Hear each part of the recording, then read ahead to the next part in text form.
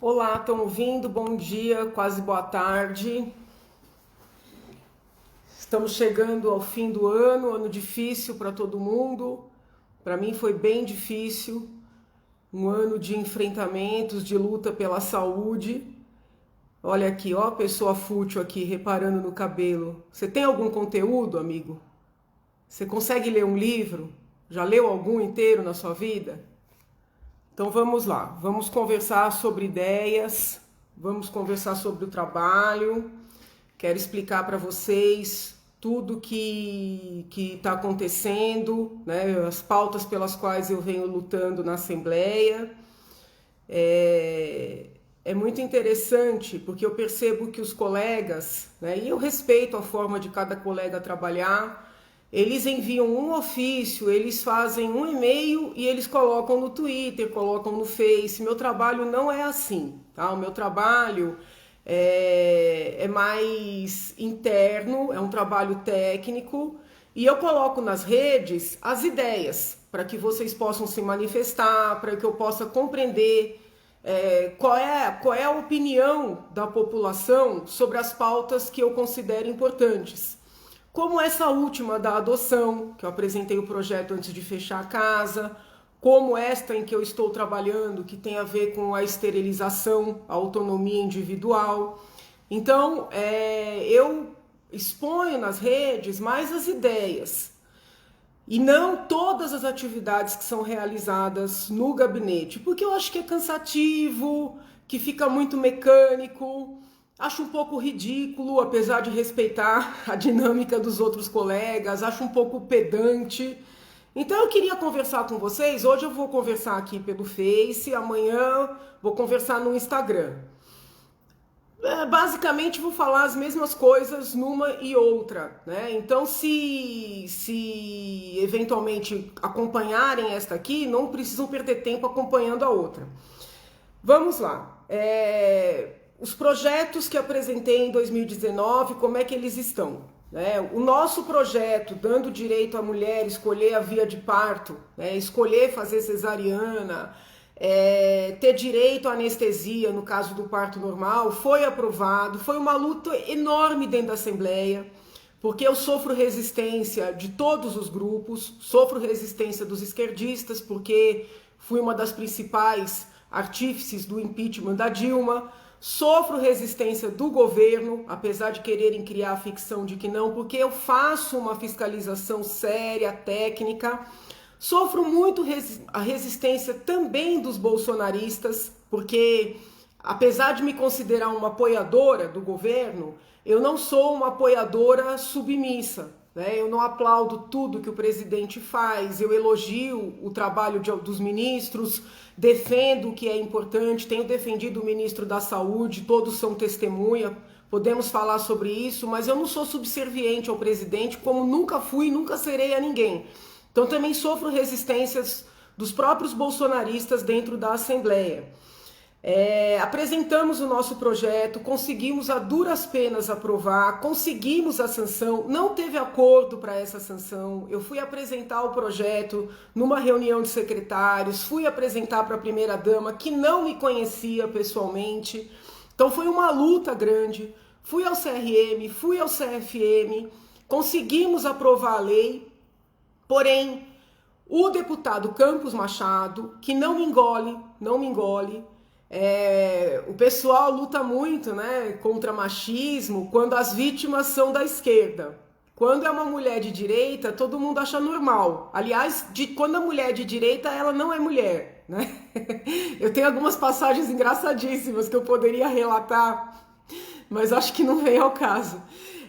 Então, o deputado Campos Machado, que não me engole, né, ele acha que eu roubei votos dele, ele gostaria que eu entrasse na Assembleia pedindo bênção para ele. Ele entrou com uma ação dizendo que a nossa lei seria inconstitucional, sendo que a Constituição Federal diz com todas as letras que os estados têm competência concorrente para legislar. Aliás, o Supremo deu várias decisões, né, conferindo aos estados poder para tratar da área de saúde. Então, como é que a Assembleia não teria poder para dar o direito básico, fundamental às mulheres para escolher a sua via de parto? Pois bem, uma questão ideológica, todos sabem que as formadoras de opinião, né, aquelas que estão na imprensa, aquelas que estão nas universidades, não só são defensoras do parto normal, como querem impor o parto normal para as demais. Pode ser defensora do parto normal, eu também não tenho nada contra o parto normal, mas não pode impor para as demais. Elas querem impor, né? E o TJ, numa decisão, a meu ver, equivocada, disse que a Assembleia não teria competência para fazer a lei que deu às mulheres esse direito. As mulheres pobres, porque as mulheres ricas já têm esse direito garantido, né? Ninguém vai negar a uma mulher que tem convênio, uma mulher que pode pagar o seu parto, o direito de escolher como é que ela quer ter seu filho. Eu não desisti da causa, né? Além de ter levado para uma deputada, a deputada Carla Zambelli, apresentar na Câmara, ela apresentou, levei para o senador Sérgio Petecão apresentar no Senado, ele apresentou, tenho um diálogo intenso com o pessoal do Ministério da Saúde para poder baixar essa garantia por meio de portarias e resoluções. A Procuradoria da Assembleia recorreu e nós estamos acompanhando o recurso. Eu não apresento nenhuma outra medida enquanto o recurso está em trâmite, porque se eu apresentar, pode parecer uma desistência do recurso, né? Então eu tenho que esperar tramitar o recurso para depois, a depender do resultado, apresentar uma outra medida legislativa. Apresentamos um projeto de lei ainda em 2019, garantindo à família o direito de matricular seu filho, sua filha, no primeiro ano do ensino fundamental, desde que esse filho ou filha complete 6 anos durante o primeiro ano. Por quê? Porque ainda estamos, né, infelizmente, naquela mentalidade atrasada de decidir que a criança só pode começar o primeiro ano se fizer aniversário de 6 anos até dia 31 de março.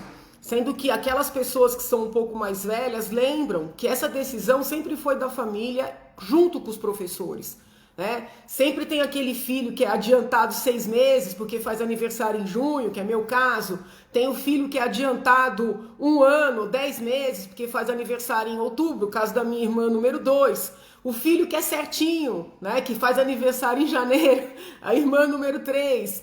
Então, assim, essas decisões sempre foram da família em conjunto com os professores, né? Mas quando o PT entrou no poder, deu um poder assim, inimaginável aos conselhos, e o Conselho Nacional da Educação instituiu que era 31 de março a data corte, né?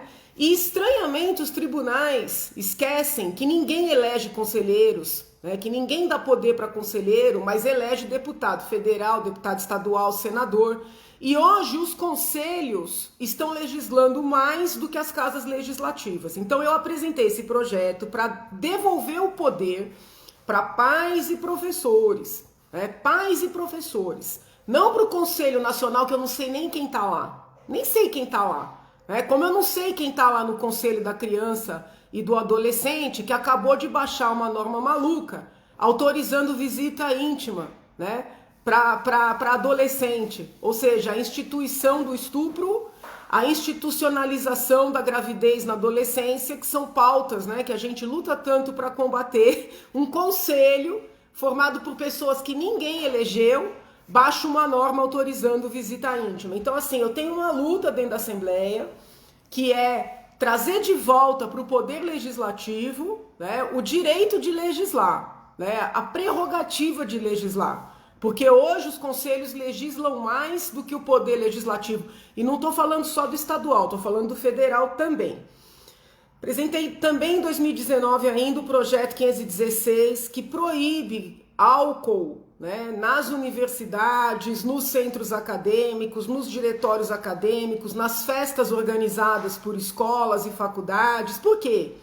Porque o álcool é sim catalisador de atos de violência. O álcool tira a consciência das pessoas, o álcool leva ao estupro, não estou justificando, mas leva ao estupro sim.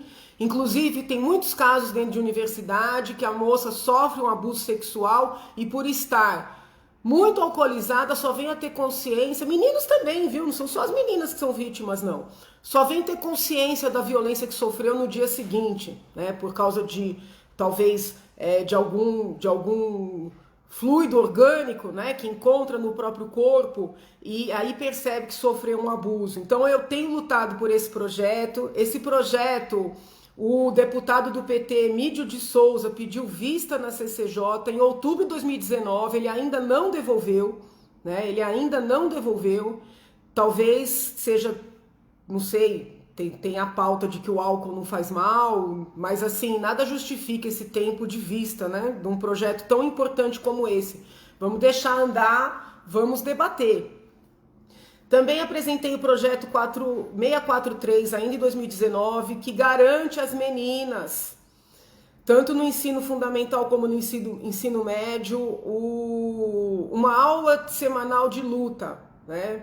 Por incrível que pareça, estou tendo problema com as esquerdistas, né? As esquerdistas que adoram colocar aquela camisetinha, lute como uma menina, acham que esse projeto fomenta a violência, né? Como é que fomentar a violência sem ensinar uma menina a lutar para ela se defender da violência doméstica, do estupro, né? Então, assim,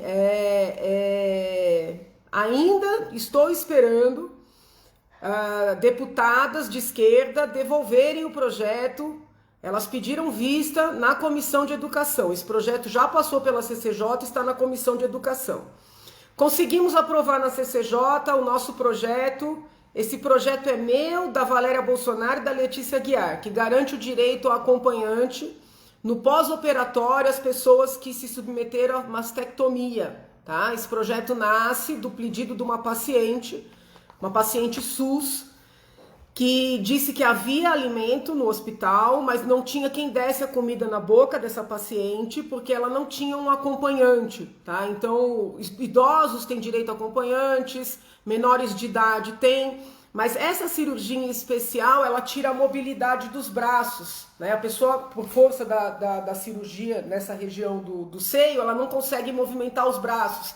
Então, a gente conseguiu aprovar na CCJ, Projeto 1010/2019, que institui o programa de recuperação para dependentes químicos, ainda está parado na CCJ. O deputado Rene pediu vista, deputado Rene do Novo, há muito tempo me ligou dizendo que ia apresentar algumas sugestões, algumas melhoras no projeto. Eu disse para ele que seria uma honra, mas ainda hoje não apresentou esse parecer. Também apresentei um projeto polêmico, tem até um pesquisador que me mandou umas perguntas, mas ainda não consegui responder. Por incrível que pareça, esse fim de ano foi muito mais corrido do que as pessoas possam imaginar. É um projeto que confere aos profissionais do sexo feminino exclusividade nos cuidados íntimos com criança na educação infantil. Tá? Esse projeto também ainda está na CCJ, quem pediu vista foi o deputado Tiago Auríquio. Está parado há muito tempo na CCJ, desde o final de 2019. Eu sei que é um projeto polêmico, fui muito criticada por esse projeto. Também assinam o projeto a deputada Valéria Bolsonaro, a deputada Letícia Aguiar. Mas esse projeto nasce do pleito de mães de Araçatuba, inconformadas com uma lei municipal que permitia cuidadores, né, nas escolas infantis, cuidadores homens nas escolas infantis. Eu quero deixar muito claro que não há nenhuma implicância com os professores, né, na escola infantil, professor de educação física, professor de artes, professor, mesmo que seja o professor principal da turminha, não é nenhum preconceito não, eu acho ótimo que haja professoras e professores. Agora, na hora de dar o banhinho, de trocar a fraldinha, né, com todo o respeito a quem pensa diferente, eu entendo que é um direito das famílias poderem exigir que sejam mulheres a cuidarem dos seus bebês, né? Geralmente são crianças que ainda não conseguem se comunicar, não conseguem falar. Os abusos sexuais também são praticados por mulheres? São, mas o número maior é de homens. Então eu não entendo por que negar essa realidade. Os homens podem prestar concurso, mas podem muito bem ser aproveitados em outras missões, em outras funções, na conservação da escola, na manutenção da escola, o banhinho, a troca de fralda, vamos deixar para as mulheres, né? Ah, isso aí é machismo, não importa, né? Eu prefiro colocar a segurança das crianças em primeiro lugar. O projeto que eu considero um dos mais importantes que eu já apresentei, o número 7 de 2019, número 7 de 2020.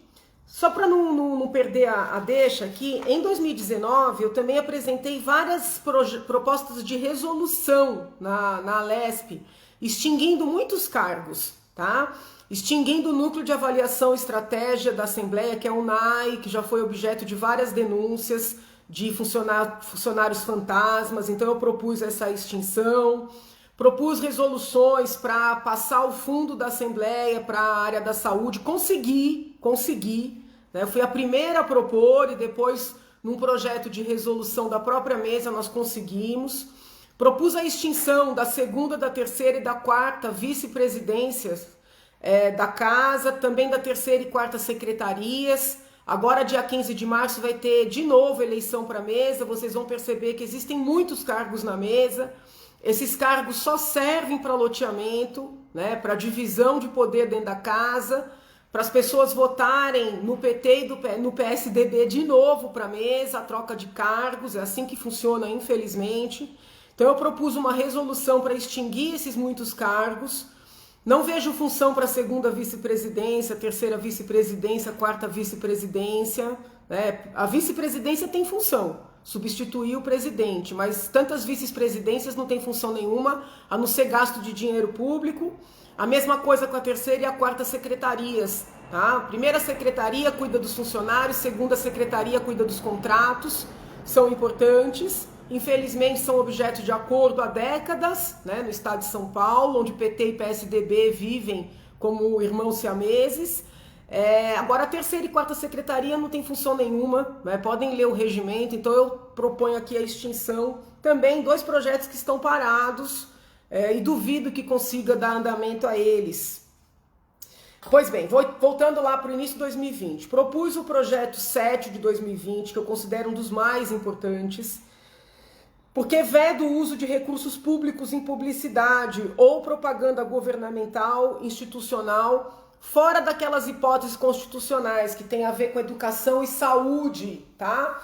Então, esse projeto é muito bem redigido, muito bem construído, tá? Ele proíbe, por exemplo, gastar dinheiro. Não sei se vocês vão lembrar que o próprio governador, no início do seu mandato, do governador João Dória, mandou fazer uma propaganda, assim, muito bem feita, para passar no meio do Jornal Nacional.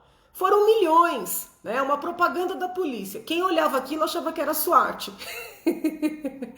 e a gente precisando comprar colete, entendeu? Comprar viatura, comprar tinta para impressora das delegacias. Então, assim, inconcebível, né? Esse projeto, ele foi distribuído para a deputada Marta Costa, na CCJ, né? Tá lá desde março de 2020. Eu fiz uma reunião semana passada com o deputado Peternelli, já tinha falado com outros também, mas conversei com ele ficou muito interessado no projeto. Eu senti que ele vai apresentar esse projeto na Câmara dos Deputados. Agora, voltando, né, a Assembleia fechou agora na semana do Natal, vai abrir dia 7. Eu já vou preparar um ofício, vou encaminhar esse projeto junto com o projeto da adoção, já vou explicar o projeto da adoção para vocês, para todas as assembleias legislativas do país. Eu fiz isso com o projeto da cesárea, muitos deputados estaduais replicaram esse projeto Brasil afora. Eu quero muito que os deputados estaduais de todo o país repliquem esse projeto da publicidade, proibindo gastar dinheiro público com publicidade, que eu considero jogar dinheiro fora, e também o projeto da adoção, que eu vou explicar mais no final. Para aquelas pessoas que me acusam de ser governista, eu recomendo assistirem às sessões, eu recomendo perceberem que eu fui uma das únicas a obstruir verdadeiramente o orçamento, e que em todas as oportunidades de manifestação eu falei contra o aumento das verbas para publicidade. A PT fez acordo com o PSDB, fez discursos de que estava contra, mas deixou passar, votou dando quórum para aprovação do orçamento. Então as pessoas não conhecem, né, a dinâmica legislativa e fazem acusações. Fui eu, praticamente só... alguns colegas bolsonaristas também obstruíram verdadeiramente, E o pessoal do PSOL, tem que ser justa, né? Porque o pessoal do PT fechou com o PSDB, porque eles já fizeram um acordo para lotear a mesa, né? Que são décadas. Então, assim, por causa da publicidade, eu não só votei contra o orçamento desse ano, como obstruí, né? Varei madrugada obstruindo.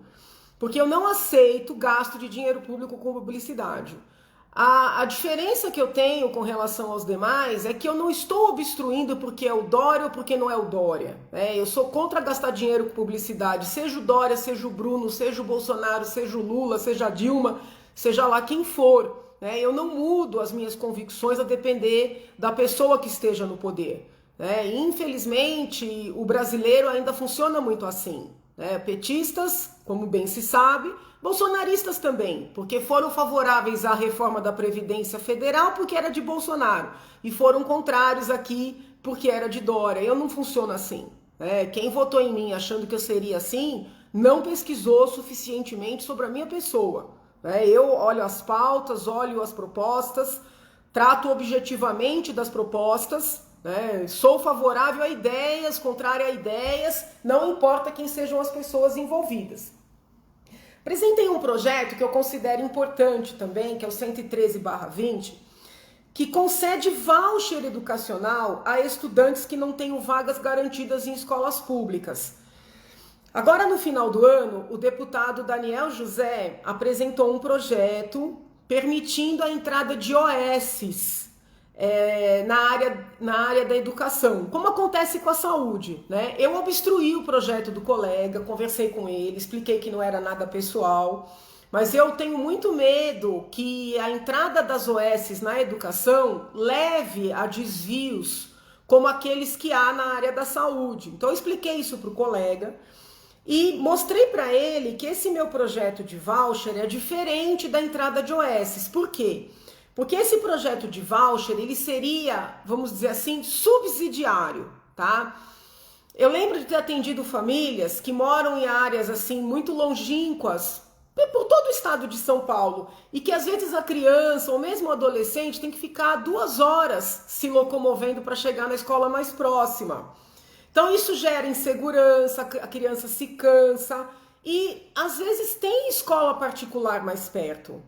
E se a gente fizer a conta de dar um voucher para a criança, né, que não tem condição de pagar, estudar naquela escola perto da sua residência, vai ficar mais barato do que construir uma escola pública ali na região, entendeu? Às vezes também a escola pública fica ociosa. Então esse projeto, ele prevê voucher como uma medida subsidiária à construção de uma escola pública e não como uma substituição da escola pública, que é, de certa forma, o que prevê o projeto do colega Daniel José, que eu obstruí, vou seguir obstruindo, porque, inclusive, é um projeto que deixa para o executivo baixar um decreto regulamentando, sabe? E eu tenho essa luta de o legislativo não abrir mão do seu poder de legislar. Que é isso aí? O executivo vai baixar um decreto? E como é que a gente depois vai fiscalizar? Entendeu? Se nós estamos abrindo mão do nosso poder. Isso não. Esse projeto do voucher recebeu um voto contrário do colega deputado Gilmacy. Eu estou esperando, né, ir para o plenário Eu estou esperando ainda para poder debater. Vamos ver. Né? O colega entende que não é da nossa competência, que seria da competência apenas do governador. Eu discordo respeitosamente, mas vamos para o debate. Também apresentamos um projeto para tornar obrigatória a presença dos profissionais fisioterapeutas nas unidades de terapia intensiva UTI, adulto e pediátrico. Eu apresentei esse projeto, que já tem parecer favorável na CCJ, antes da pandemia. Depois da pandemia, eu mesma, como doente de Covid, percebi a importância que tem, né, os profissionais de fisioterapia. Muitas vezes a gente pensa que o fisioterapeuta cuida, vou usar apenas aqui, mas não é reduzindo porque é importante, apenas daquela pessoa que sofreu um acidente, que sofreu um AVC, mas não é. Tem todo um trabalho na área respiratória, né, que veio à luz nesse período de Covid. né? Por exemplo, a intubação. Né? Eu ouvi de médicos que muitas vezes o profissional fisioterapeuta tem melhores condições para intubar do que o próprio médico. Né? Então, assim, esse projeto acabou ganhando mais importância. Acabou ganhando mais importância do que tinha quando foi apresentado. Apresentei um projeto também reduzindo ao teto constitucional salários, subsídios, aposentadorias, pensões e remunerações pagas com dinheiro público. Esse projeto está esperando parecer desde julho de 2020. Está lá com o deputado Gilmaci também. Projeto 266/20. Não tem cabimento pretender dizer ser inconstitucional querer reduzir as remunerações públicas ao teto constitucional. Essa é uma das minhas bandeiras desde sempre, inclusive como integrante da CPI das quarteirizações, defendi firmemente que as OSs não podem pagar para seus diretores além, né, do que é o montante do teto constitucional, porque as OSs vivem primordialmente de dinheiro público. Como entendo firmemente que as santas casas também não podem pagar para os seus presidentes, diretores, além do teto constitucional, porque vivem de dinheiro público, seja repasse do SUS, seja repasse do Tesouro Estadual, sejam as emendas parlamentares, né? Quantos não são? Alguém falou aqui da redução, teve redução, viu? Foi a única casa legislativa, foi a Assembleia Legislativa de São Paulo. Os deputados cortaram os salários em 30%, cortaram verba de gabinete em 40%. Eu nunca gastei sequer 10% da minha verba de gabinete, qualquer um pode olhar, né? Sequer 10%. Mas o ponto é o seguinte, tem que reduzir sim, né, ao teto constitucional todos os ganhos, todos os ganhos. Eu não trabalhei para aumentar impostos, é uma luta de muita gente reduzir incentivos fiscais. Os próprios bolsonaristas lutam para reduzir incentivos fiscais na esfera federal e fizeram uma acusação de aumento de impostos na esfera estadual. O projeto previa redução de incentivos fiscais e o projeto previa a extinção de equipamentos importantes para a saúde. Tá? O projeto 529, posso até falar de maneira mais detalhada sobre ele, um projeto polêmico, um projeto que eu não aprovei já de início. Estabeleci, teci muitas críticas, mas eu tinha uma escolha, né? E graças a mim, todo o capítulo do ITCMD, que era confiscatório, foi retirado. Graças a mim, o Oncocentro não foi extinto, a FURP não foi extinta, o IMESC não foi extinto, o ITESP não foi extinto, tá? Então, graças a mim também que consegui esse acordo, as verbas das universidades não foram retiradas. Então, assim, vamos falar a verdade aqui. Vamos falar a verdade. Se não fosse o acordo que eu consegui fechar, todas as estatais, né, todas as empresas envolvidas, algumas muito importantes para a saúde, teriam sido extintas. E hoje, toda e qualquer doação, todo e qualquer recebimento por meio de herança estaria pagando verbas assim confiscatórias. Né? Então vamos falar a verdade, porque quando você é atacada por esquerdistas e bolsonaristas, fica muito difícil. E eu não sou do tipo que fica fazendo videozinho toda hora, então é muito fácil criar narrativa. Mas para quem quer olhar, né, tem por onde. Basta pegar tudo que eu falei, as pautas. Nunca eu menti para nenhum cidadão. Tudo que eu vou fazer, como eu vou votar, é sempre explicado de maneira detalhada no plenário. Aliás, sou uma das poucas a usar o plenário praticamente todos os dias. Só não estou no plenário o dia que tem comissão no mesmo horário, CPI no mesmo horário. Saiu daí, eu estou sempre no plenário explicando como estou votando, por que estou votando, né? Por que dei um parecer de uma maneira A ou de uma maneira B. A pessoa que não tem medo do que faz, ela se expõe. Dura quando o cidadão nunca explica os votos que dá. Quando nunca sequer comparece, só comparece para criar narrativa contra os outros que trabalham. Vamos lá. Vocês lembram de uma resolução polêmica que o Ministério da Saúde baixou, determinando que a interrupção da gravidez decorrente de estupro, né, que é uma situação prevista em lei, permitida por lei, fosse automaticamente notificada à autoridade policial? Pois bem, eu, vamos dizer assim, aprimorei o texto, tá, da resolução do Ministério da Saúde e apresentei como projeto de lei. Tá? Esse projeto de lei ganhou o número 582/20 e também está na CCJ com a deputada Marina Elô.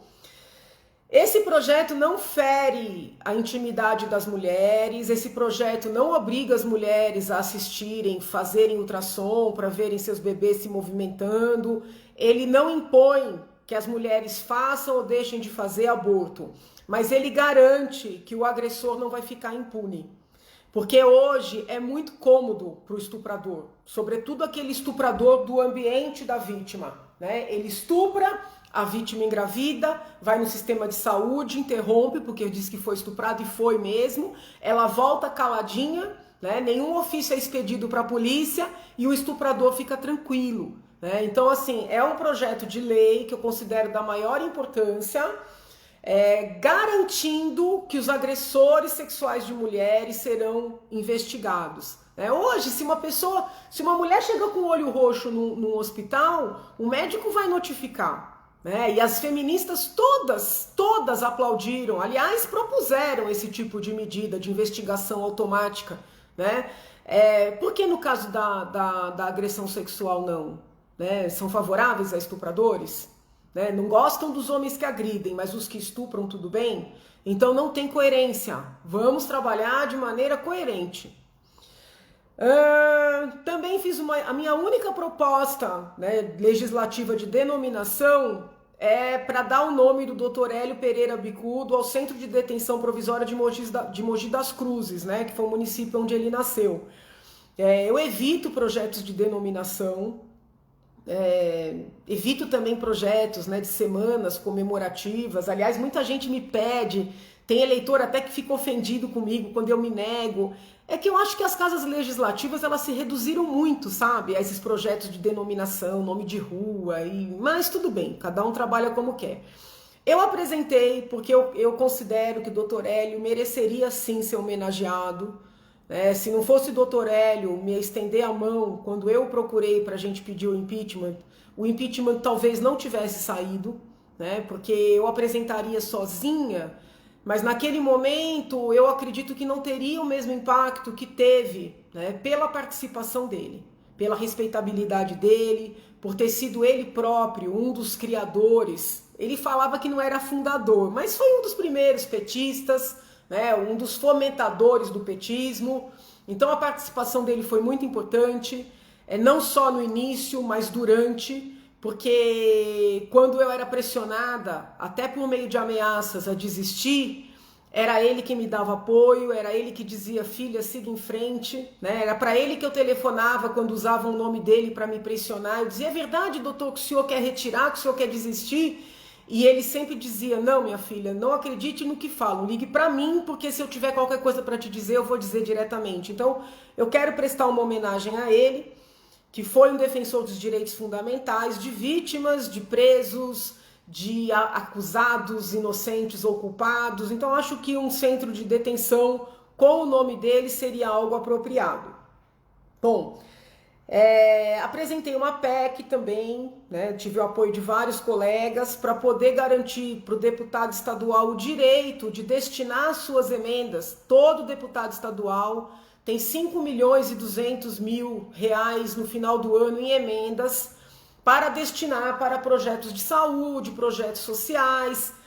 E o governo estadual, o executivo, interpreta que a gente pode mandar só 50% para a saúde, sendo que toda a porcentagem prevista na Constituição é de mínimo, é uma garantia, não um máximo. Então eu apresentei uma PEC também, dando poder para os deputados estaduais destinarem, se quiserem, 100% das suas emendas para a saúde, tá? Também está com o deputado Gilmaci na CCJ. Eu, de verdade, acho que isso aqui teria que ter sido aprovado a toque de caixa. Vários colegas assinaram, todos os colegas concordam que é importante. A saúde é das áreas a mais carente, Todo mundo se sente muito fragilizado quando não consegue um atendimento, quando tem um parente doente. Então, não consigo entender por que isso aqui não anda. Bom, apresentei na última semana o projeto para acelerar a adoção. Já estou levando pancada. As pessoas que lidam com a matéria, né, membros do Ministério Público, membros da Defensoria Pública, membros do Poder Judiciário, essas pessoas, elas acham, né, que quando a gente propõe mudança, nós estamos querendo destruir o trabalho que elas vêm realizando, ou nós estamos, vamos dizer assim, desmerecendo o trabalho que elas vêm realizando. Por isso é que eu tenho deixado muito claro que não é esse meu objetivo, tá? O meu intuito, de maneira nenhuma, é destruir o que se conquistou até aqui. Né? Por exemplo, o cadastro nacional feito pelo CNJ, né, de crianças a serem adotadas, de famílias para adotarem. Então, o intuito não é destruir o que foi realizado de bom, em termos de formalização do processo de adoção, em termos de criação de uma rede, né, de proteção, ou mesmo da rede dos profissionais multidisciplinares, né, sejam psicólogos, assistentes sociais. Então, eu não quero destruir, eu quero contribuir para uma melhora. E para melhorar, nós não podemos ter tabus, entendeu? A gente tem que olhar o fenômeno de maneira completa. Então, por exemplo, quando eu comecei com essa discussão na Assembleia, foi por meio da propositura de uma frente parlamentar pela celeridade na adoção de bebês. Para vocês terem uma ideia da pressão, teve um deputado que assinou, apoiando a minha frente. Uma semana depois ele pediu para retirar o nome, porque ele estava sofrendo muita pressão. Quando a frente se instalou, eu recebi telefonemas de autoridades que disseram que a minha frente era completamente sem sentido, porque não havia bebês para serem adotados.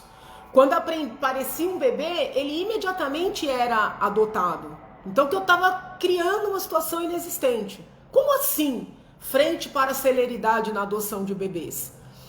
Pois bem, semana passada eu fiz uma reunião lá no Palácio, de que participou a primeira-dama. Sim, fiz reunião com a primeira-dama. Querem xingar? Xinguem. Nós temos que trabalhar com as pessoas institucionalmente. Fui pedir apoio da primeira-dama para essa causa e participei da reunião com a primeira-dama, dona Bia Dória, com o secretário da Justiça, Fernando José da Costa, que foi meu contemporâneo na faculdade, com o padre Osvaldo, que tem várias instituições de abrigo de crianças. Pois bem, o padre, né, que é uma pessoa que está na ponta, falou: como assim, doutora? As autoridades ligaram para a senhora para dizer que não tinha criança.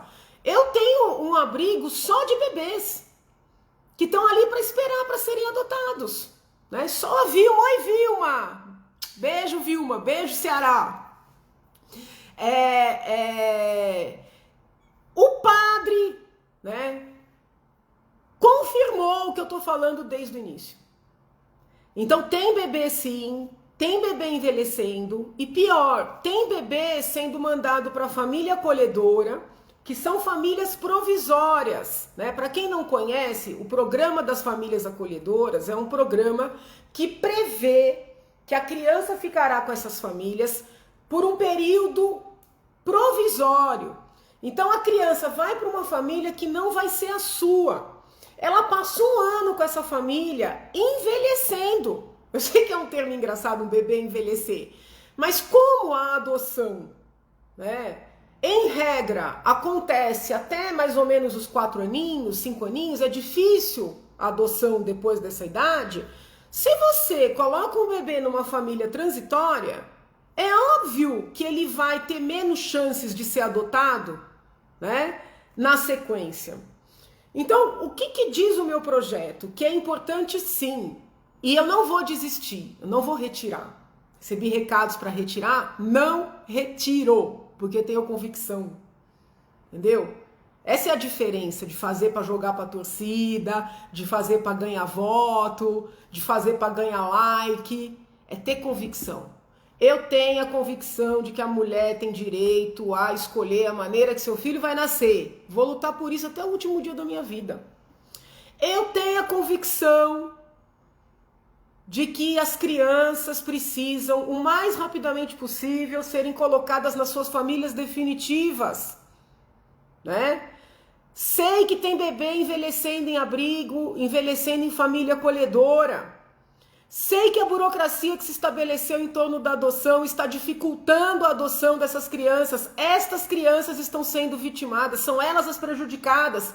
Não retire o projeto. Se vai aprovar, se não vai aprovar, se vai sancionar, se não vai sancionar, se vão entrar com ação para derrubar, não me importa. Eu tenho convicção e eu luto pelas minhas convicções. Se vão votar em mim, se vão fazer campanha contra, graças a Deus eu sempre tive emprego, né? Sempre tive emprego. Desde fazer... ajudar minha mãe a fazer pão de mel para vender na rua, entregar cesta de café da manhã com ela, né? Até professora livre docente da Universidade de São Paulo, desde o caso como advogada mais humilde até uma grande operação, sempre tive emprego, não vai me faltar. Eu não estou na política atrás de emprego. Estou para fazer valer o que eu acredito. Para lutar pelas minhas convicções. Então não adianta mandar recado, não retire o projeto. Não retire o projeto. Pressione os outros. Pressão comigo não funciona. Esse projeto prevê o quê? Prevê que aquela família que está na fila para adoção habilitada, ou seja, já passou pelos psicólogos, já passou pelos assistentes sociais, já está ok para adotar, poderá receber uma criancinha cuja situação ainda não está completamente definida, tá? Ela poderá receber essa criancinha e funcionar como família acolhedora, tá? Qual é o intuito disso? No lugar dessa criancinha, que ainda está com a sua situação indefinida, eu vou explicar algumas, ficar num abrigo 1, 2 anos, envelhecendo e ficando com menos chance de ser adotada, ou ficar numa família acolhedora, 6 meses, 1 ano, ela já vai para uma família que quer ser família definitiva. Uma família que quer ser pai, quer ser mãe. Não quer apenas ficar por um período e ganhar um salário mínimo por mês para ficar com a criança. A família que está na fila para adoção não recebe dinheiro para receber a criança. Ela quer um filho, ela quer uma filha. Então, essa criancinha vai ficar com essa família. Porque quando a situação jurídica dela se desvencilhar, ela já está no seu lar. E hoje como é que a coisa acontece? Vai para o abrigo, fica 1 ano, vai para a família acolhedora, fica outro ano. Quando vai para a adoção já está com 5 anos, nem sempre consegue. O que mais esse projeto prevê? Importantíssimo.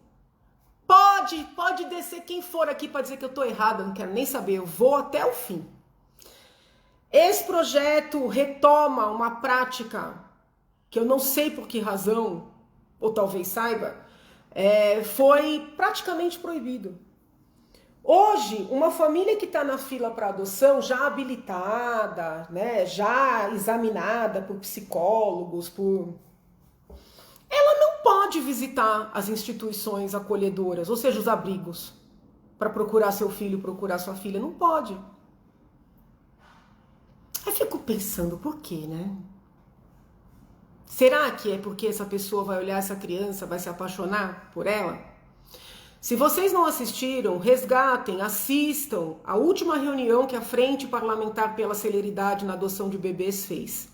A deputada Adriana Borgo narrou o caso dela. Ela é mãe adotiva de várias crianças, mas a última criança que ela adotou, ela encontrou quando foi no abrigo buscar a filha que o juiz queria que fosse a dela. Né?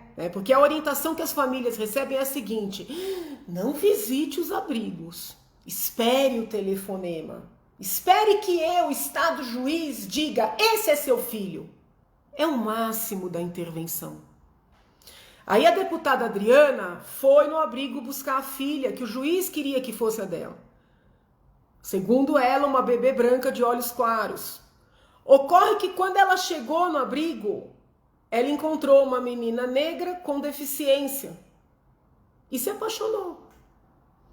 E foi no juiz dizer, eu não quero, excelência, a filha que o senhor disse que seria minha. Até porque essa filha, ela vai, essa bebezinha vai ter famílias brigando por ela. Eu quero esta filha, que tem deficiência, que olhou nos olhos do meu marido, que olhou nos meus olhos, né? Eu chamei isso aí no projeto de encontro de almas, né? Todo filme de adoção, a família vai buscar, vai procurar, vai conhecer. E aí se criou um sistema frio no Brasil, né? Um sistema que coloca na frente do interesse das crianças o número na fila e proibiu as famílias de visitarem as instituições. Então esse projeto prevê que as famílias habilitadas, tá? Não é que vão ficar fazendo tour, qualquer um que queira entrar a hora que quiser, não. As famílias habilitadas poderão sim visitar as instituições com o objetivo de encontrar seus filhos, né? Eu tenho certeza que isso vai acelerar a adoção. Aí eu tenho ouvido, né, geralmente de esquerdista, você não está preocupada com as crianças, você está preocupada em encontrar filho para famílias. Ué, e quando eu encontro filhos para uma família, por acaso não estou ajudando as crianças a encontrarem uma família, cara pálida? Ou agora vamos dizer também que, que é politicamente incorreto utilizar esse termo. Não, porque hoje em dia, né? Então é o seguinte, nós queremos aprovar em São Paulo, e já entreguei para o general Peternelli para ele nacionalizar o direito e dever das famílias habilitadas visitarem as instituições para encontrarem seus filhos. Conversei com o padre Oswaldo nessa reunião junto à primeira-dama e secretário da Justiça, e ele disse, doutora, a senhora tem razão, porque nós nos acostumamos tanto a não receber visitas com esse novo sistema, que quando alguém quer visitar, nós nos fechamos. Mas a senhora tem razão. Quando a pessoa pode encontrar, tem contato com as crianças, né? A chance de sair uma adoção é maior. Outra coisa que eu tô sendo muito criticada. Ah, você tá falando na adoção de bebês, mas tem que falar na adoção tardia, porque essas famílias querem escolher bebês brancos. Eu tenho certeza que se as visitas forem retomadas, mais crianças maduras, mais crianças com deficiência serão adotadas. Porque às vezes o casal, a família, coloca lá um perfil. Ah, quero uma criança de até 2 anos, quero uma criança que não tenha nenhum problema de saúde. Essa mesma família que colocou esse perfil, que é o perfil padrão, de repente vai numa instituição e se apaixona por uma criança com deficiência, uma criança cadeirante, uma criança down. Nós estamos, mediante esse sistema estranho que foi imposto no Brasil, tirando dessas crianças uma chance. Pode descer quem for aqui para pedir para eu retirar. Eu não retiro o projeto. Não retiro. E vou mandar para todas as assembleias. Porque eu quero criar um movimento. Mais importante do que um deputado aprovar projetos é ele levantar ideias, criar movimentos. Sabe quando uma ideia fica forte? Quando ela deixa de ser do dono. Daqui a um tempo, né? Isso que eu estou falando agora, que parece novidade, que parece uma coisa de outro mundo, vai ser falada por outras pessoas e ninguém vai lembrar que fui eu que comecei. Vocês acham que eu vou ficar triste? Não, eu vou ficar feliz. Porque só quando uma ideia perde, né, um dono, ela se transforma numa ideia forte. Né? Já hoje, por exemplo, esse direito de escolher a via de parto, já vi deputados defendendo, até deputados homens, bem legal isso. Ninguém me cita. Nossa, Janaína, você não fica triste, né? Você não queria que as pessoas reconhecessem? Ou você tem vaidade, ou você acredita. Eu sou do tipo que acredita. Quando a ideia perde o dono, né? Ela se transformou em algo forte. Bom, aí estou trabalhando num projeto, ainda não comecei a escrever, mas estou levantando material que trata de... Oi, Radassa, quanto tempo? Quanto tempo? Eduardo, você é uma pessoa desrespeitosa, agressiva, grotesca, né? Você quer o quê? que eu fique aqui falando da calça do governador? Desculpa, filho, não é meu nível. Vai estudar, né? Vai fazer um curso, vai se aprimorar, vai ficar um pouquinho mais sofisticado. As minhas críticas ao governador são consistentes, são constantes, mas jamais vocês vão ver o nível, né, de agressividade das pessoas xingando alguém que foi eleito. Se as pessoas se arrependeram de votar nele ou não, ele é o governador do estado. Então, desculpe, se o que você quer, né, é agressividade e grosseria, não é aqui que você vai encontrar, filho, viu? Vai ler. Estou trabalhando num projeto que eu considero muito importante, tá? Que é um projeto de revisão da Lei de Planejamento Familiar. Para que as pessoas não se assustem, eu, quando utilizo a terminologia planejamento familiar, não estou utilizando como eufemismo para o aborto, tá? Eu sei que as esquerdistas criaram essa maneira de falar de aborto, utilizando a terminologia planejamento familiar.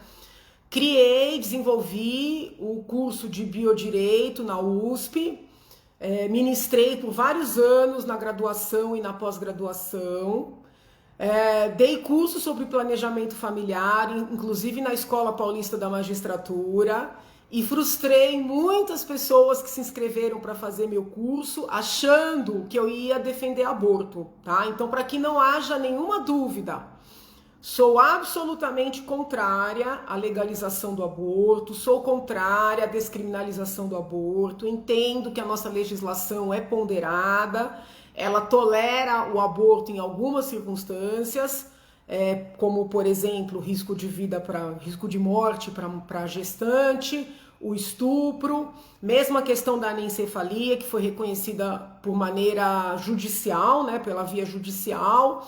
Então, eu não utilizo a terminologia planejamento familiar como sinônimo para aborto, tá? O que então eu estou querendo debater e quero propor na Assembleia, sabendo que corro o risco de dizerem que é inconstitucional. Não é inconstitucional, porque qualquer pessoa minimamente bem intencionada que abra a Constituição Federal verá que os estados têm competência concorrente com a União para tratar de saúde, e o planejamento familiar é uma temática da seara da saúde, tanto é que eu ministrava a matéria em bioética. Então, o que eu quero debater com relação ao planejamento familiar? Planejamento familiar tem a ver com a programação do número de filhos que aquela família quer ter ou não quer ter, tá? Você tem o direito positivo ao planejamento familiar, que é o direito a ter filhos. Estado nenhum pode te proibir de ter filhos, né? Pode interferir nessa decisão. E também ao direito, vamos dizer assim, negativo, que é o direito a não ter filhos, tá? Não tem nada a ver com aborto, tá falando de métodos contraceptivos. Em 96, foi criada uma lei federal, né, para tratar do planejamento familiar. O autor dessa lei federal é o Dr. Eduardo Jorge, que foi até candidato à presidência da República. É por isso que eu estou atrás dele, né? Quem o conhece, fala que eu quero conversar com ele, seja por Instagram, seja por Face, porque eu quero ouvir o histórico dessa lei, tá? Como é que foram os bastidores, como é que foram as discussões nas comissões, eu quero ouvir. Quando eu ministro essa matéria na faculdade, eu explico para os meus alunos que antes dessa lei, alguns médicos eram processados por lesão corporal. Entendiam, né, que quando um médico, por exemplo, fazia uma laqueadura numa mulher, ele estava praticando uma lesão corporal, mesmo que fosse a pedido da mulher. Então eu quero que todos compreendam que em 96, quando essa lei foi editada, foi um avanço em termos de autonomia individual. Porque pelo menos em algumas circunstâncias, quando a mulher pedia a laqueadura, o médico podia fazer sem correr risco de ser processado. Então, aquela lei foi um avanço, só que nos dias de hoje, ela traz tantas restrições, que é muito difícil uma pessoa, mesmo capaz, mesmo maior de idade, mesmo com filhos, fazer um procedimento de esterilização. tá? Seja homem, seja mulher, precisa do consentimento do cônjuge por escrito, precisa de um prazo de 60 dias entre o consentimento e a realização do procedimento. Existe uma proibição do procedimento ser feito durante o parto. Então aquela mulher, por exemplo, que vai ter seu terceiro filho e quer fazer uma laqueadura, ela precisa marcar uma outra data, se submeter a uma outra cirurgia. Para piorar, quando um médico faz a laqueadura ou a vasectomia fora, né, das hipóteses previstas em lei, esse médico pode ser submetido a um processo criminal. E a pena prevista na legislação federal vai de 2 a 8 anos de reclusão. É uma pena maior do que a pena para o aborto, por exemplo, né? Então é uma inconsistência sistêmica. A Assembleia não tem poder para mexer na parte penal, tá? Mas eu entendo que tem poder sim para legislar na área de saúde. E a minha ideia é apresentar um projeto nesse sentido, tá? Da mesma maneira que eu fiz quando da lei do parto, eu vou fazer um contato formal com o CRM, vou tentar fazer uma audiência pública. Infelizmente, tem que ser pela maneira virtual, mas eu tenho feito várias, né? Todo mês, podem perceber, todo mês eu tenho uma audiência pública, ainda aqui por Zoom.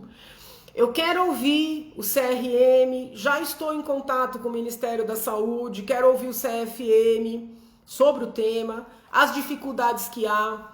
Ontem recebi um e-mail muito interessante, onde a pessoa levantou, né, como eu tenho falado sobre isso nas redes, um problema, que não foi a primeira pessoa não, já recebi de outras, mas que a pessoa tem medo da gente facilitar a esterilização e depois ter uma fila muito grande para reversão. Eu lembro que um médico uma vez disse isso, a pessoa pede para esterilizar, consegue o procedimento pelo SUS e depois quer fazer a reversão, porque mudou de marido, mudou de mulher. Então, realmente, essa responsabilidade individual tem que existir, né? Se a gente quer decidir, não pode ficar querendo culpar o Estado depois que se arrependeu.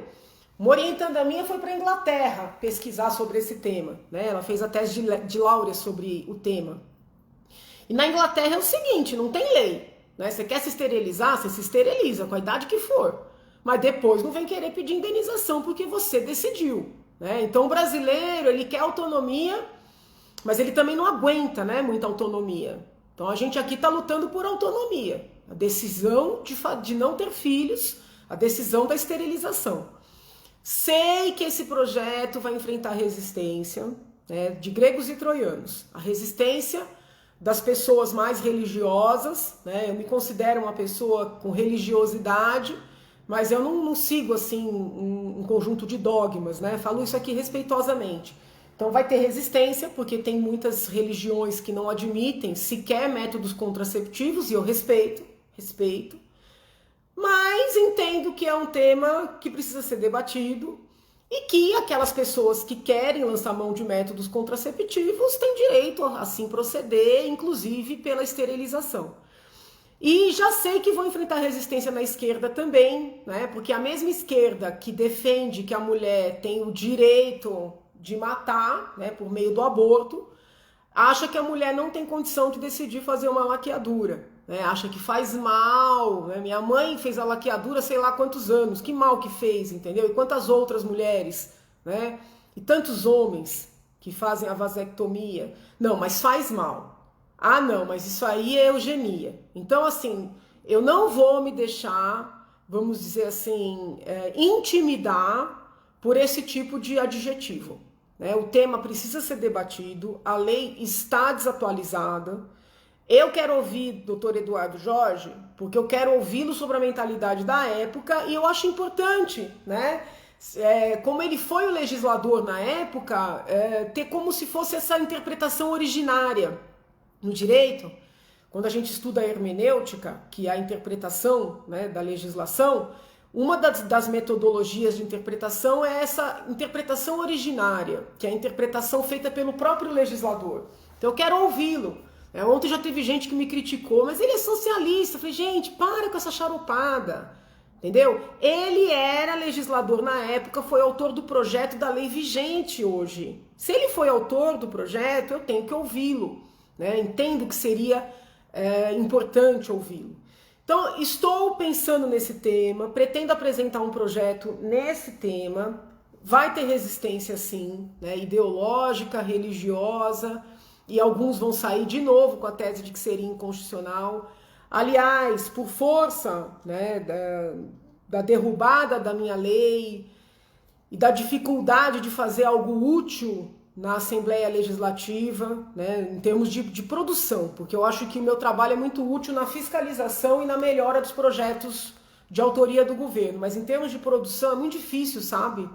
Foi que eu decidi não mais me candidatar a deputada estadual. Eu amo a Assembleia Legislativa, me sinto muito bem lá, acho um trabalho importantíssimo de acompanhamento dos projetos do governo, de aprimoramento, de emissão de pareceres sobre os projetos dos colegas, mas para mim foi muito traumático ter conseguido aprovar essa lei, dando esse direito à saúde para as mães e para os bebês, hein? Porque dá o direito da mulher escolher fazer cesariana e ser atendida no momento que ela pede, impede que o bebê, muitos bebês tenham paralisia cerebral, morram dentro do ventre por anóxia. E não adianta vir dizer que eu sou mentirosa, que isso aqui é fake news, porque isso é vida, isso é conhecer a realidade, né? Eu não conheço a realidade pelas redes, eu não conheço a realidade por meme, eu conheço a realidade com o pé no chão. E quando o TJ derrubou minha lei, isso me gerou uma frustração muito grande, uma indignação muito grande. Foi como um sinal, sabe? De que esse importante estágio que eu estou fazendo na Assembleia é um estágio, né? Que eu não posso mais brigar por um mandato lá. Sabe? Lá na frente, quando eu estiver bem velhinha, assim, bem velhinha. Mas agora não. Né? 2022 eu não vou sair para deputado estadual, não. Aqueles que não se arrependeram de votar em mim, queriam votar em mim para estadual, podem começar a procurar observar algum colega, porque eu não vou me candidatar.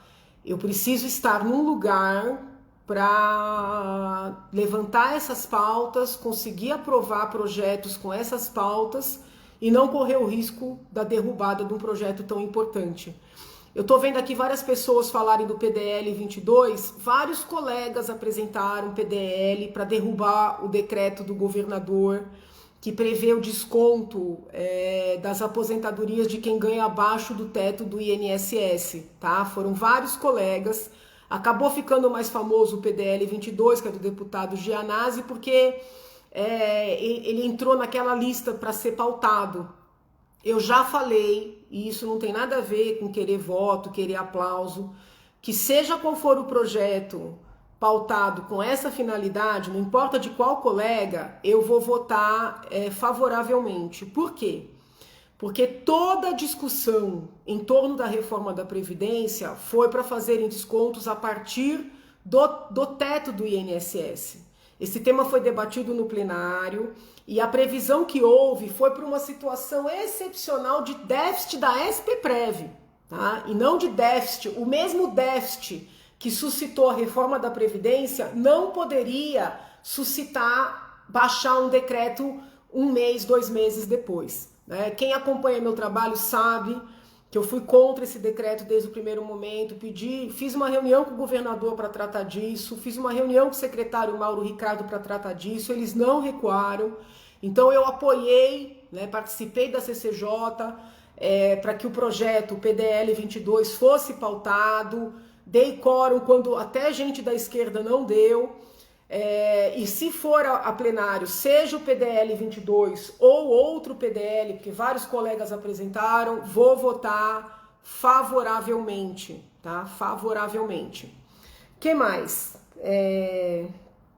Que mais? Eu acho que os temas mais importantes foram esses. Deu 1 hora de conversa. Com relação à pandemia, né? Eu tenho tido uma postura ponderada, todos sabem. Entendi num primeiro momento que era necessário o fechamento, sim. Por quê? Para organizar o sistema de saúde. Foram liberados milhões para essa tal organização. Quando houve a discussão na Assembleia, e a Assembleia trabalhou o tempo inteiro, seja online, seja presencial, do estado de calamidade, as pessoas minimamente justas vão lembrar, eu fui uma das únicas que falei contra os hospitais de campanha, falei contra o estado de calamidade, votei contra o estado de calamidade, fui detonada nas redes por causa disso, quiseram tentar criar a ficção de que eu era contra socorrer as pessoas, de que eu seria contra reconhecer a gravidade da doença, e não é nada disso. Eu fui uma das primeiras a falar da gravidade da doença, fui uma das primeiras a brigar com o governador para tomar medidas. Agora, votei contra o estado de calamidade porque eu fiquei com medo, né? Porque o que é o estado de calamidade? É afastar a lei de responsabilidade fiscal, poder fazer compras, né, sem os rigores da lei de responsabilidade fiscal. Naquele momento, eu acho que só o deputado Jefferson, Roberto Jefferson, utilizava a terminologia covidão. Depois a Carla Zambelli também utilizou. Eu não utilizei, mas até pelos meus conhecimentos da área jurídica, jurídico penal, a toda a parte de responsabilidade fiscal, infelizmente eu já contava com a possibilidade das desgraças que aconteceram Brasil afora. Então, eu exigi que o governo fizesse um decreto, né, uma lei de calamidade pública mais fechada, sabe? Prevendo compra só nessa área, só para esse fim. E o projeto veio muito aberto, então eu votei contra. Na CCJ, no plenário, eu falei que eu era contra os hospitais de campanha, porque eu queria que esse dinheiro todo fosse gasto nos hospitais permanentes, né, algo permanente para a população poder usufruir. Então eu quero explicar para vocês por que naquele primeiro momento eu fui favorável ao fechamento, para essa organização do sistema de saúde, e por que agora eu sou contrária ao fechamento. Sou contrária porque o sistema de saúde já deveria estar organizado. Liberaram milhões. Se decidiram investir errado, investir mal, que corram atrás do prejuízo agora. Por que colocaram milhões nos hospitais de campanha, que inclusive foram objeto da nossa CPI das quarteirizações? Por quê? Por que não pegaram esse dinheiro e melhor equiparam vários hospitais que permaneceram e permanecem? Então, neste momento, eu sou contrária ao fechamento, tá? Acho que temos que continuar tomando cuidados, restringindo essas raves gigantescas, esses bailes funks gigantescos, né? Algumas atividades têm que seguir controladas sim, né? Já lá no princípio, quando o governador fazia cerimônias, na Assembleia cerimônias, eu falava, gente, nada disso aqui é relevante, né? Vamos parar com tanta cerimônia. Para mim parava de vez, que eu acho que é uma perda de tempo e de dinheiro público sem precedentes, mas vamos parar, porque é uma chance maior de infecção. Então eu tenho tentado não só adotar, mas fomentar uma postura responsável com relação à doença, com relação à pandemia, que é séria, né? Eu tive Covid num grau sério, parecia que tinha um carro no meu peito assim, eu não conseguia respirar. Agora, se liberaram milhões para organizar o sistema de saúde, se não organizaram, foi incompetência. Então não pode agora querer fechar tudo para as pessoas não conseguirem manter sequer os seus empregos. Né? Fui contra esse fechamento agora nas festas, não vejo lógica. Eu não sou favorável, ao contrário, já disse isso a uma medida, porque é de A ou porque é de B. Eu sempre procuro a racionalidade da medida, né, para poder defender, para poder criticar.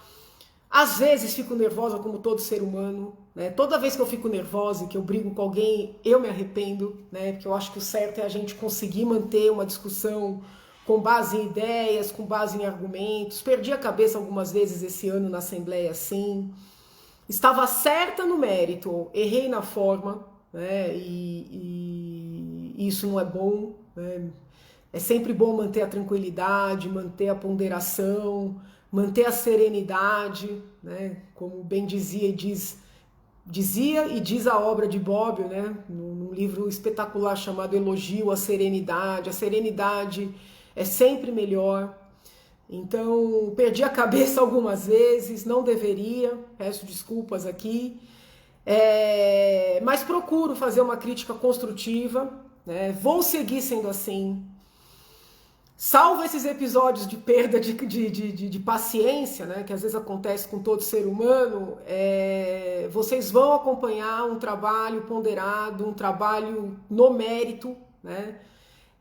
Jamais um trabalho ideológico no sentido de criticar o que A faz e elogiar quando é B que faz, né? Isso aí é muito ruim para o país, é muito ruim para as instituições, né? Não ter esse distanciamento. Então é o compromisso que eu tenho com vocês, seguir fazendo um trabalho técnico, seguir fazendo um trabalho constante dentro da Assembleia. Meu trabalho é muito interno, né? Que eu sei que politicamente, né, eleitoralmente é ruim. O político no Brasil, né, ele faz um trabalho muito externo, com muita visibilidade. Ele acredita que estar no gabinete, estar nas comissões, estudar os textos, ler, escrever, que isso não é trabalho para ele, isso é trabalho para assessor, né? E por melhores que sejam os assessores, se não é o deputado, se não é a própria pessoa, nunca fica o ideal. E muita cerimônia, né, muito evento, E para mim, né, pro meu jeito, é perda de tempo. Então eu tenho uma cabeça muito diferente, né? Muito diferente. É o que eu sou, é o que eu posso oferecer. E é isso. Tá acabando aqui a minha bateria, tá acabando o nosso tempo. Amanhã vamos conversar no Instagram. Vou falar no mérito sobre as mesmas coisas, mas a forma é sempre diferente, porque tem o estado de espírito, né? O estado de espírito, ele diz muito. Desejo a vocês, tá? Sejam aqueles que seguem neutramente, aqueles que seguem para elogiar, os que seguem até para xingar, um ano de 2021 com muita saúde, né, com muita harmonia, com muita reflexão, porque eu acho que nós precisamos disso, né, com, na medida do possível, desenvolvimento de um maior grau de respeito. O país precisa disso para estabelecer diálogos. Temos que parar, sair um pouco desse lugar de falarmos cada um para si próprio, né? De nós para nós mesmos. Essa era uma crítica que eu fazia na USP desde sempre, né? O ambiente acadêmico universitário é um ambiente pedante, onde as pessoas falam delas para elas mesmas.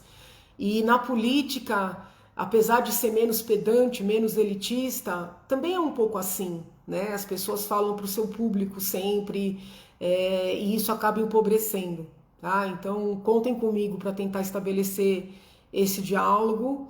Eu peço muitas desculpas por não ter conseguido ler todas as perguntas aqui, acabei falando demais.